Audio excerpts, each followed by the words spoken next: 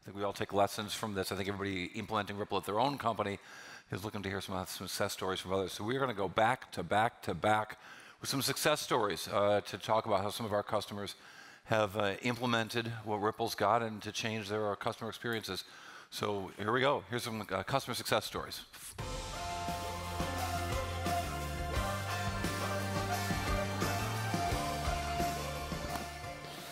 Good afternoon. Can't see a thing. Okay. I'll tell you a little bit about our bank. We're 111 years old. About 2 years ago, we actually started on a transformation process to actually change a very conservative, very formal bank into something very different. And that transformation is ongoing. We're using technology as a lever, but we're really looking at how we reinvent and change our business model. I'm going to talk a little bit about what we're doing with the RippleNet and how we're using that within our overall capability today. But first, I'd like to talk about is why we chose to work with Ripple. And I think that was one of the things that, it was very early on. I only joined the bank 2.5 years ago. Ripple was one of the new technologies I wanted to use. And with the CFO, we actually looked at, what are the right things that we can do? How can we change our business model? And we selected Ripple really because we saw the potential. We didn't understand it all. We really didn't have a clear picture of what we were going to do, but we could see the real potential, and we understood that the proposition was going to be in the payments arena. So what we did is we saw and we decided we could do something. We liked the technology. We liked the blockchain. Obviously, it's good advertising when you're going into new technologies. But it was really, from our point of view, how are we going to actually change and what we're going to do differently? And I'll come back to that a bit later on. We saw this as customer-centric. We were a product-led bank. We were very much in those early years before really just focusing on product. How do we sell product? How do we push product? In the transformation, we've moved to customer centricity. Why did we look at Ripple? Was because we saw that as a customer-centric capability. It was giving customers what they wanted, not what we as a bank wanted to push. So we saw the customer centricity and the capability around that. Just to show you how we're transforming, by the way, we've moved beyond customer centricity now. We're moving on what we call intent centricity. But that's a different topic, and I'm not here to really talk about that today. The other thing is that we found we needed to find a new way of working. With Ripple, we found a way and a partner that could actually work with us in a very different way. I don't know about your own organizations. Many banks, and I've worked in quite a few, you can tell, are really traditional, this is how we structure projects, this is how we do things. So we had to actually build a new culture in our organization, and it was really important that we could partner with someone who could actually understand that we're not going to do what we would classify as a traditional project. And so that new way of working was really, really important for us to be able to pick up pace. One of the things that we had in our past is we did everything in around 2 years. My classic example of the bank before was it took us 5 years to select a technology. It took us 5 years to implement, and the day we implemented it, I decided we were going to change it. So we had to move. We had to go to, quarter-by-quarter deliveries. We had to move faster because our business was changing so dramatically. And that was really important, to get a partner that can actually... I don't know how many of you have this problem, but I certainly do. It's something, even with the very, very big tech players. They come along and say, we're agile. Okay, let's get a contract. Oh, well, that'll take us 6 months. They really are not agile. There's very few organizations that can adapt very, very quickly. And we do play with all of the big partners. So again, it comes back to how quickly you can get things moving. A contract, and getting the contracts and paperwork in place, is usually one of the longest parts of a whole project. So doing those small things quickly, means you've really reduced your overall time scale. We needed to experiment. As I say, we said, this is great. It's blockchain, so it's going to look really good in the, that we're working on blockchain. 2 is it's brand new technology, so we're really good. We understand it's in payments, and we wanted to look at it from an international payment point of view. But how, we didn't know. We really did not know. And I'll come back more to this when I'm talking about our journey. So it was really important when you meet and working with a company, you can't turn around and say, I want you exactly to do this. We need someone who we could iterate, we could experiment. And this is something that we've found so far with our partnership with Ripple, is this level of experimentation, which is going on still today. And we've done a lot more work in the last 2 days with them in extending where we're going in our next part of our journey. Aggressive ambition. I think that I'm not going to talk for Ripple. I think Brad can talk a lot more about it than I can, but we have got an aggressive ambition. We want to do things differently. We want to really change.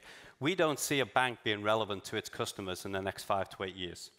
In fact, my personal view, not the bank, but my personal view is it's going to be very hard for banks to exist in 5 to 8 years.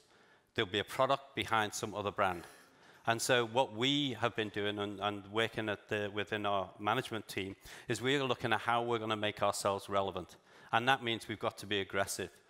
You know, really got to push the envelopes. It's what is possible and then define the next step beyond. So we needed a company that can work with us in that kind of model that we can grow aggressively with.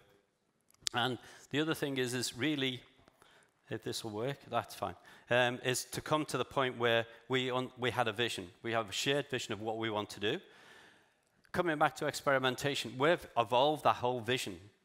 I've even evolved it more with the team. I think my colleague here, we've been actually evolving where we want to take this vision to next.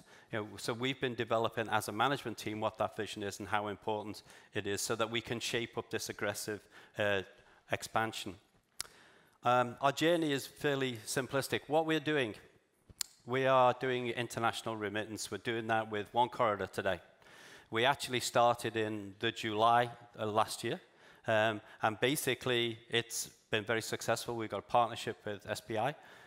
We're very grateful. It's been something that we could implement relatively quickly, so that we can actually learn with our partner and with the Ripple organization how we can do that. But let me come back to the journey of where we are for this first part. We had to understand the technology, of course. You can't implement technology without understanding the basic principles of what you're doing. That, to me, was a very small part of the overall journey and a very small part of the activity. The harder part was, oh, we don't have a back button. Sorry, I pressed it the wrong one. So it will sort itself out. I'll come back to the journey. We had to work out our business. Oh, it's done it. We had to work out our business model.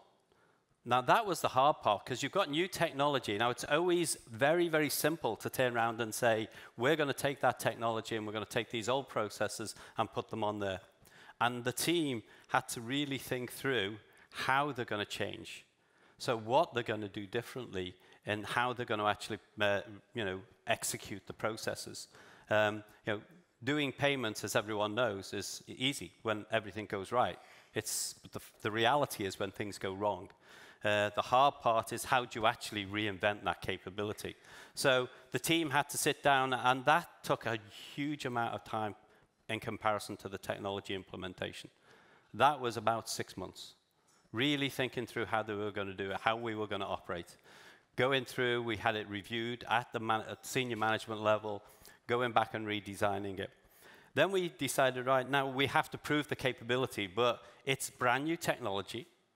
There is going to be the reluctance within the regulator for us to do something. So what we needed to do was say, okay, let's sit down and work with the regulator so that we could prove that this is a valid operation and it can be executed reliably, we can keep our customers happy, and it delivers against the promises that we're making. So the team set up what we call a sandbox with the central bank, our regulator. And we entered that in the July when we went live. And basically, we are still running with within the sandbox. Not that we have any problem, it's just that the central bank haven't worked the exit criteria out yet. But the fine is that we're actually now expanding the whole operation. So we're bringing on three more organizations into that corridor as we speak within this quarter. And we'll look at our expansion later. we are now at a point where we're getting to be a sustainable business. It's actually starting to show promise. It's starting to show real value to us as an organization.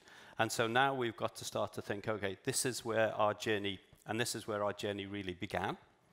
So now I'm really going to come to the next part, which is what we're doing. And again, we're working very heavily with Ripple. It's a statement of the obvious, you know, movement of payments, simplify the movement of payments. It's a statement of the obvious, but we've got to have the how. How are we going to make that happen? And so that's the challenge that we thought of towards, you know, the end of last year, early part of this year. How are we going to actually make this more seamless? How are we going to make it easier? Using the technology, using the business capability. So what we've worked on with the support of Ripple, and it has been, you know, very much a team working that we've gone through, is we've worked out that we want to actually change the way we operate. So we're now looking at setting up a regional hub. We've got corridor to Japan. We will build, and we've talked to some partners today and yesterday about building more corridors. So the principle of the corridor is always there, and that's paramount. What we're also doing, because we have our own network within the region, we're looking at how we actually start to build that out and start to be able to offer payment capability, not into just Thailand, not remittances just into Thailand, not just remittance as well. It will go beyond that. But the point is we're going to offer this across the whole region. So we're going to build a hub. We're looking to partner with other organizations so that we can evolve and be able to create a whole new ecosystem around the technologies that we've actually built. And it comes back to my first statement, you know, this evolving vision, the willingness to experiment. We did not have this in our mind when we actually started in December 16.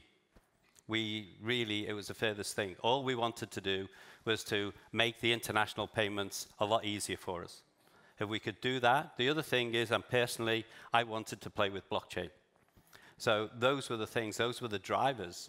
But with the ability to be able to experiment, to be able to understand all of that, then we've been able to find different ways of doing things. And so now we're going to be looking and pushing to this regional hub capability. We'll gladly have any conversations. We're looking at corridors so that we can build that out. We want to be aggressive. We see that this is something that we can achieve and something that will add value to our overall business model, but make us a very different business as well. So we're evolving and expanding all the time. So really, that's our journey. That's how we've actually handled our growth with Ripple. I'd like to thank the Ripple team because they've got a very good team. We've got a very good support team working around with us. We've actually built a partnership. It's not, you know, supplier buyer kind of relationship. It is actually building something out which is going to create something new. And I think that that's one of the key differentiators that I think of when I look at Ripple and the teams that we're working with, is what is the problem we're going to solve? How are we going to get there? And that shared capability is something that is going to help us move even further beyond the regional payment hub that we're moving on today. So I'd like to say thank you a little before my time, but unless there's any questions, and if there is, I'll more than likely be hanging around and you can ask me anything you want later. Thank you.